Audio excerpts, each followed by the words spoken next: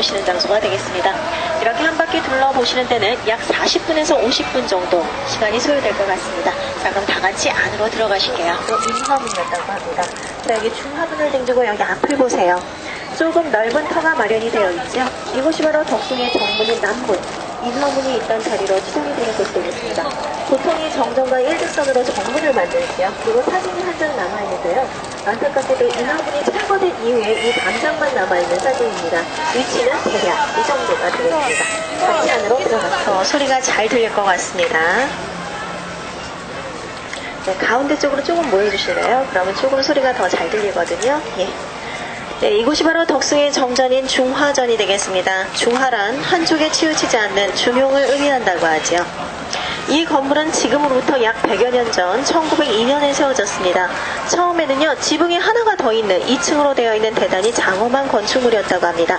그런데요, 짓자마자예요. 2년 후 화재에 의하여 소실이 되고, 또 복원하는 과정에서는 당시의 궁핍한 재정 탓에 이렇게 단층으로밖에 지어질 수 없었다고 합니다. 중화전 앞에 이 넓은 마당을 조정이라고 하지요. 이곳에서는 국가의 큰 의식이나 행사가 치러지는 공간이 되겠습니다. 예를 들면요, 국왕직위식, 세자 책봉식, 결혼식, 문무관의 조례나 외국에서 온 사신의 영접 같은 그러한 큰 행사가 치러지는 공간이 되겠습니다. 근데요, 우리가 왕의 즉위식 하면 대단히 화려하게 치러졌을 것 같잖아요. 근데 통상의 경우에는요, 왕의 즉위식은 왕이 돌아가신 상중에 치러집니다. 그래서 우리가 드라마에서 보는 그러한 즉위식은 조금 과장된 부분이 있다라고 생각을 하셔야 될 것 같아요.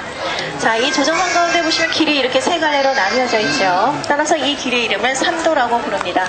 그 중에서도 제가 서 있는 이 가운데 길은 기단이 조금 높지요. 자, 누구를 위한 길이었을까요? 임금님이겠죠. 따라서 임금 어자를 써서 어도라고 부릅니다.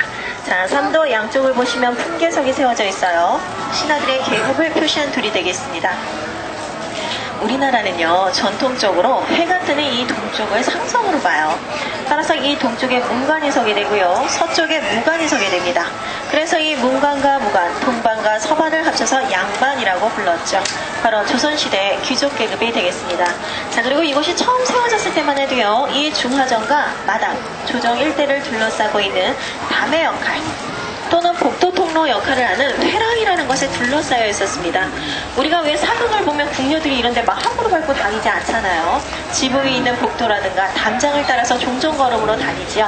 그게 일종의 회랑이 되겠습니다. 근데 이 덕숭 같은 경우에는요, 제가 앞에서도 말씀드렸지만 일제 식민지하에 정확하게는 1933년 아예 공원화가 되는 과정이 있었어요. 그 당시에 이 회랑이 거의 대부분 훼손이 되고요, 오른쪽을 보시면 형태 일부분이 남아 있습니다. 저게 바로 회랑이에요. 잠깐 내려오셔서 보셔도 됩니다. 지금 현재 내부를 보면 벤치가 놓여있기 때문에 무슨 휴게실처럼 보여요. 하지만 당시에는 저런 벤치가 놓여있지 않았겠죠. 우리가 들어온 이 문에서부터 조정 일대와 건물 일대를 다 둘러싸고 있었습니다. 좀 전에 여러분들은 이 중화문을 통해 안으로 들어오셨죠. 하지만 이 회랑이 거의 대부분 훼손되다 보니까 안으로 들어갔어도 안으로 들어선 느낌이 들지가 않고 왠지 정리정돈된 느낌이 떨어지지요. 안타깝게도 이 회랑이 거의 대부분 훼손되었기 때문입니다. 조금 안타깝죠. 다음 장소로 이동하실게요. 햇볕의 반사를 막아주게 되고요. 또 비가 올 때는 미끄럼 방지 기능도 하게 됩니다. 그리고 기본적으로 여기는 왕께서 계신 공간이기 때문에 몸과 마음을 가다듬고 천천히 걸으라는 뜻도 포함이 되어 있겠죠. 저희 여기 가운데 길은 제가 왕께서 다니시는 길 어도라는 말씀을 드렸지만 사실 조선시대에요, 왕께서 이 길을 터벅터벅 걸어오시는 일은 많지 않았다고 합니다. 사실은요, 가마를 타고 이동을 하시는 거예요. 자, 여기 계단 한가운데 보시면 네모 평평한 돌이 보이죠? 이것을 답도라고 합니다. 왕의 가마가 올라갈 때 방해가 되지 않도록 설치해 놓은 돌이에요. 따라서 답도 양쪽에 있는 이 작은 계단이 가마꾼들이 가마를 메고 올라갈 때 사용하는 계단이 되겠죠. 네, 다 같이 이제 위로 올라가도록 하겠습니다. 보시네요. 슈퍼 아빠입니다. 예. 네. 궁궐이나 절에 칠해져 있는 이러한 화려한 색을 단청이라고 하죠. 이 건물의 목재는요, 소나무입니다. 소나무는 대단히 견고한 나무지만 단점이 하나 있어요. 표면이 매우 거칠어요. 그 단점을 보완하기 위하여 이 단청을 바르게 됩니다. 그리고 단청을 바름으로써 방습과 방충의 효과도 겸하게 되겠죠. 지금 이 외부가 최근 몇 년 전에 덧칠한 모습이에요. 그리고 내부가 약 100여 년 전에 처음 칠한 단청의 모습입니다. 풍기는 분위기가 다르겠죠? 보시면서 설명 들어주시기 바랍니다.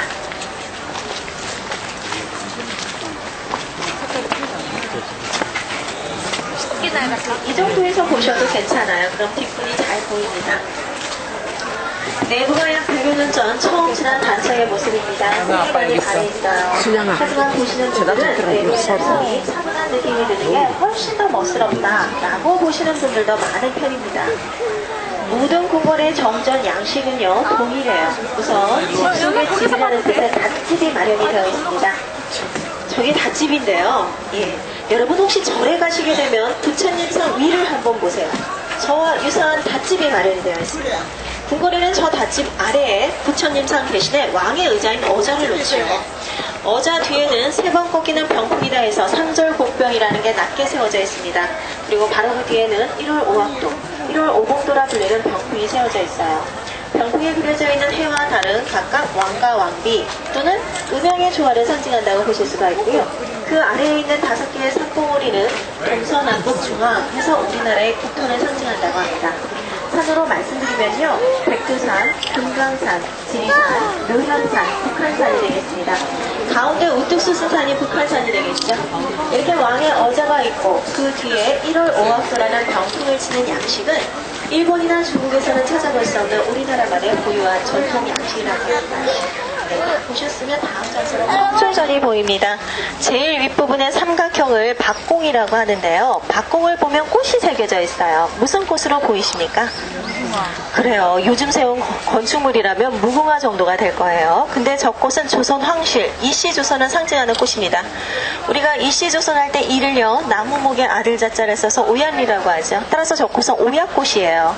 그리고 오약꽃은 과일로 자두꽃입니다. 자두꽃이 조선 황실을 뜻하는 문양이에요.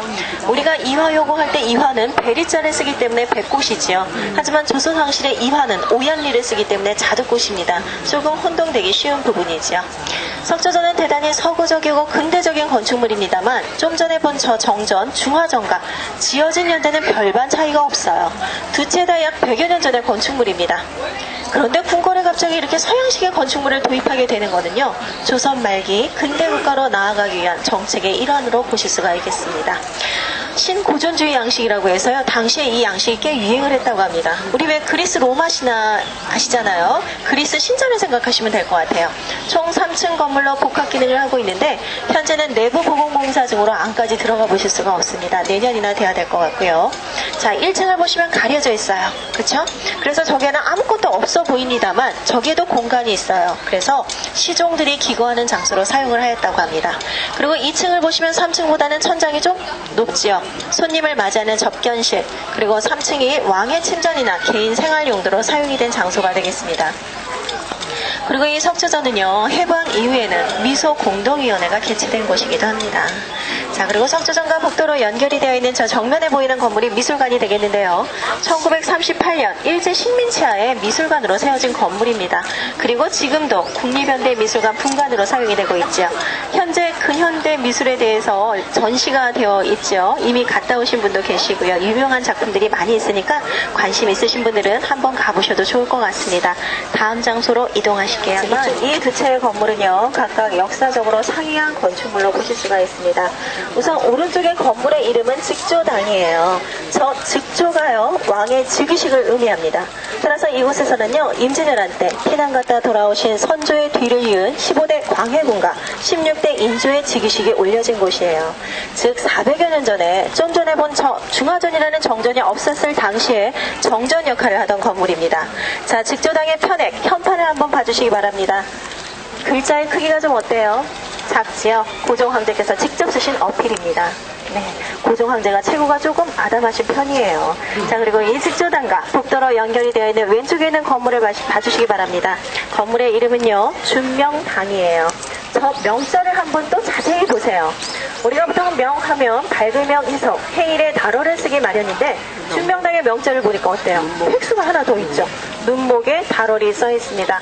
밝게 보다라는 뜻으로 밝을 명과 같은 글자지만 당시에는 협판에 좀 더 선호되는 글자로 사용이 되었다고 합니다. 이 준명당은요, 약 100여 년 전 고종 황제께서 60세에 낳은 따님이 한 분 계시지요. 무슨 옹주. 네, 덕혜옹주의 교육을 위해서 유치원 건물로도 사용한 건축물입니다. 환갑에 태어난 고명 따님이에요. 눈에 넣어도 아프지 않았겠지요. 네, 정면에 돌로 된 계단이 보이고 제일 윗부분에 돌로 된 월대가 있는데요. 여기서는 보이지 않습니다. 가까이 가셔서 보시면 저 월대에 구멍이 균일하게 뚫려져 있어요. 덕혜옹주가 떨어지지 않도록 난간을 설치한 흔적이 아직도 남아있습니다. 요즘 말로 하면 딸바보 정도 되실 것 같은데요.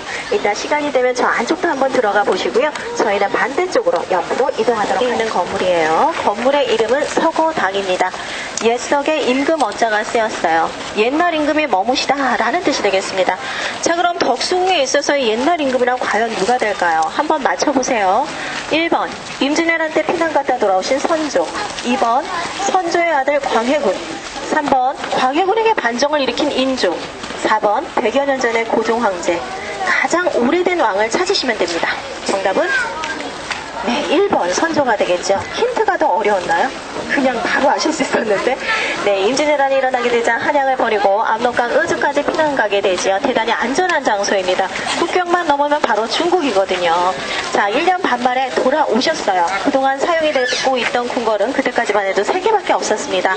경복궁, 창덕궁, 창경궁이에요. 백성을 저버리고 가셨다가 1년 반 만에 돌아오셨는데 그 3개의 궁궐이 무사하기는 어려웠겠죠. 모두 소실이 되고 사용할 수가 없었습니다. 어쩔 수 없이 이곳 구대 성종의 형인 월산대군의 개인 저택을 임시궁궐로 사용하는 게 이 덕수궁의 시작이라고 보실 수가 있는 거예요. 선조는 이 서고당과 좀 전에 보신 옆에 있는 즉위식을 올렸던 건물, 즉조당이라는 건물 두 채를 주로 사용하십니다. 약 16년간 생활을 하시고요. 또 이곳에서 돌아가셔요.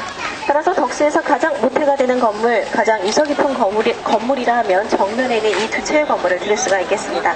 자, 그럼 이 두 채의 건물을 제외한 현재 주변에 보이는 이 대부분의 건축물들은 언제 세워진 걸까요? 바로 100여 년 전 고종 황제께서 두 번째 이곳을 궁궐로 사용하면서 증축되어진 건축물들로 보실 수가 있습니다. 즉, 이 덕수궁은요 400여 년 전과 100여 년 전의 역사가 혼재되어 있다라고 보실 수가 있겠죠. 서고당은 덕수궁에서도 유일하게 2층으로 되어 있습니다. 단청이 칠해져 있지 않기 때문에 대단히 소박한 느낌이 들지요. 이것은 후대의 왕들께서 선조 임금을 애도하고 또 임진왜란을 잊지 않기 위하여 처음에 개인 주택인 형태로 이렇게 단청을 칠하지 않은 채로 그대로 유지를 하였다고 합니다. 오늘 조금 시끄러운데요. 장내가 시끄러운데도 여러분들이 너무 집중해서 잘 들어주시는 것 같습니다. 얘기를 좀 더 할게요. 예. 이것은 사실 선조의 뒤를 이은 15대 광해군과도 꽤 인연이 깊어요. 광해군 같은 경우에는 임진왜란이 일어나게 되자 세자로 책봉이 되고 많은 활약을 합니다. 그러면서 왕의 자질을 충분히 보여주지요. 하지만 임진왜란이 끝나게 되자 선조의 마음이 바뀌어요. 왜냐하면 임목대비라는 계비를 맞이하게 되고 또 영창대군이라는 적장자를 낳기 때문이지요. 선조의 마음이 너무 자주 바뀌다 보니까 우리가 모든 일이 허사로 돌아갈 때 쓰는 도루묵이 됐다 하는 그 도루묵이라는 신조어를 만드신 분이 바로 이 선조라고 합니다. 하지만 선조가 돌아가시고 영창대군은 나이가 너무 어렸기 때문에 광해군이 왕위에 오를 수는 있었어요. 하지만 광해군 입장에서 볼 때 자신의 왕위의 자리를 꾸준히 위협하는 영창대군이나 임목대비가 예뻐 보이지는 않았겠지요. 이곳에서 임목대비를 유폐합니다. 유폐란 죽을 때까지 이 안에서 못 나온다는 뜻이에요. 임목대비는 이곳에서 10여 년간 감금 생활을 하시게 되고요. 또 인조 반정이 일어나게 되자 이곳에서 광해군을 문책하고 옥새를 인조에게 넘겨준 장소입니다. 인조는 옆에 가서 바로 즉조당에서 즉위식을 올렸겠죠. 너무나 유서 깊은 건물입니다. 조금만 이쪽으로 와보세요. 수가 없습니다. 제가 중요한 곳 두 군데를 짚어드릴 테니까요. 그것만 확인하고 내려오시면 좋을 것 같습니다. 제가 서 있는 이쪽으로 올라가셔서요. 여기 내부를 보시면 현판이 하나 있어요. 이 덕수궁은 현판이 2개 있는 건물입니다. 이 내부에 있는 현판에는요. 어필 서거당 광무 9년이라고 써 있습니다. 어필이니까 왕이 쓰셨겠죠. 1897년 고종 황제가 대한제국을 선포하시고 연호를 광무로 바꾸게 됩니다. 따라서 광무 9년은 계산을 보면 1905년이에요. 고종 황제께서 직접 쓰신 어필입니다. 즉, 이 덕수에서 가장 모태가 되는 건물, 이 서거당과 직조당에서 고종 황제의 어필을 확인해 보실 수가 있는 거예요. 근데 우리가 2층에 써있는 저 현판도 고종이 썼는지 궁금하잖아요. 저 현판은요, 당시의 고위 관료인 김성진이라는 분이 쓰신 현판이라고 합니다. 자, 요거를 확인한 다음에요, 반대쪽으로 가셔서 이쪽에서 대각선으로 내부를 보시는 거예요. 그러면 계단이 보입니다. 당시에는 그 계단을 통해서 2층으로 올라갔겠죠. 그 정도만 확인하고 내려와 주시기 바랍니다. 여기 있는 게 뭐예요? 그렇죠. 강한데. 아직 계란 사면 돼. 계란은 아닌데.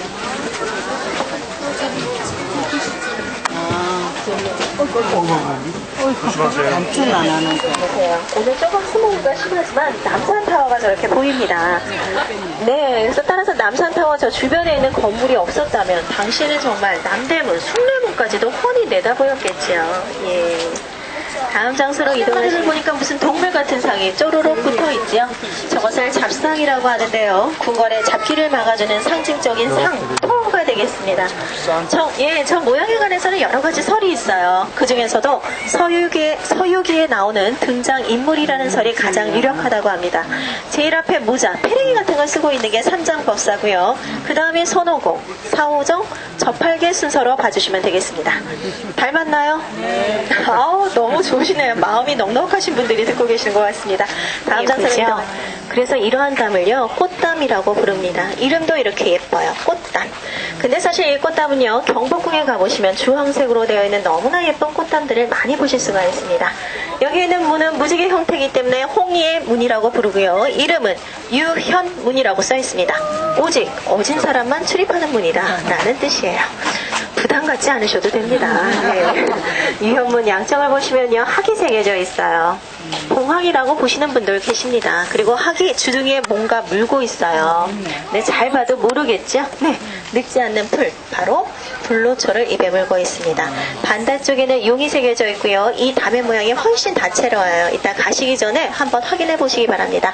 다음 장소로 이동하시겠습니다. 끝났죠? 그래서 지금은 정리 작업에 있는 것 같습니다. 네, 천천히 와주시기 바랍니다. 건물이 대단히 독특하죠? 다른 궁궐에서는 보실 수 없는 건축 연식이 아닐까 합니다. 네, 여기 아버님이 또 유모차를 끌고 열심히 오십니다. 네. 네, 건물의 이름은 정관원이 되겠습니다. 조용히 경관을 바라보는 집이다 라는 뜻이에요. 따라서 조금 높은 곳에 위치해 있는 서양식 정자 정도에 해당이 되는 건물입니다. 조선 말기 고종 황제는 이곳에서 연애도 즐기시고 음악도 들으시고 또 차도 즐겨 드시는 장소로 애용을 하였다고 하죠. 그리고 고종 황제가요, 피치 못하게 러시아 공사관에 가서 몸을 피하고 계시던 시절이 계셨습니다. 바로 아관파천. 그때 그곳에서 처음 커피를 드신 다음에 커피 애호가가 되었다고 하죠. 따라서 우리나라의 커피의 역사는 약 100여 년이 조금 넘는 것 같습니다. 그리고 고종 황제가요, 러시아 공사관에까지 가서 몸을 피하실 수밖에 없었던 이유가 있었는데요. 바로 1895년 경복궁 건천궁에서 명성황후가 시해되는 을미 시해가 일어나기 때문입니다. 신변의 안전을 위해 러시아 공사관에 가서 한 1년여 머물게 되시죠. 그리고 1897년 이 덕소에 돌아오셔서 대한제국을 선포하게 됩니다. 이제 조선은 자주 독립국가로서 국정을 주도적으로 헤쳐나가겠다는 고종 황제의 강한 의지의 표현이라고 할 수가 있겠죠. 하지만 모든 상황이 우리의 뜻대로만은 되지가 않았습니다. 1905년 을사늑약에 의해서 우리나라는 외교권을 박탈당하죠. 고종 황제의 서명이나 옥새의 날인도 없는 대단히 부당한 조약이었습니다. 그리고 이 부당함을 알리고자 1907년 네덜란드 헤이그에서 열리는 만국 공동 평화의 밀사를 파견하지만 우리는 어땠죠? 회의장 안에도 입장할 수가 없었습니다. 그리고 이 사건이 계기가 돼서 고종 황제는 일제가요 강제로 퇴위를 당하시게 되지요. 그리고 고종의 뒤를 이을 아들 순종은 고종의 영향력을 받지 못하도록 순종만 따로 떼어서 창덕궁으로 이혈을 시키게 됩니다. 자, 이곳에 이제 왕에서 물러난 고종 황제만 머물게 되었어요. 이제는 왕이 아니잖아요.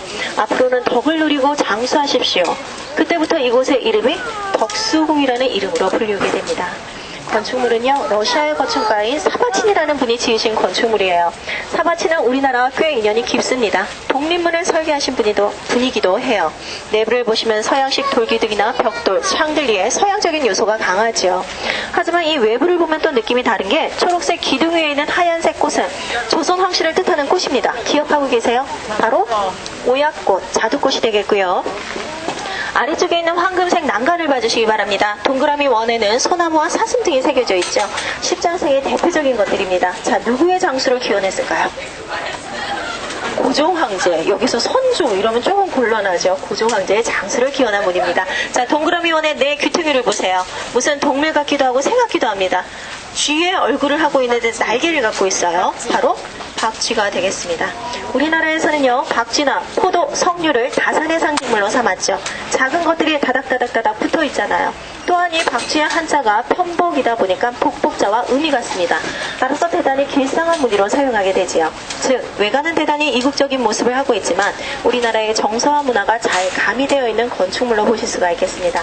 출입구는 총 세 군데예요. 제가 서 있는 이 가운데와 양쪽입니다.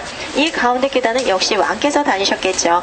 계단 위를 보시면요, 다각형의 네모진 판이 3개가 보이죠? 그 중에서도 길쭉한 가운데 거를 보면 오른쪽에 청룡, 왼쪽에 황룡이 새겨져 있습니다. 보이세요?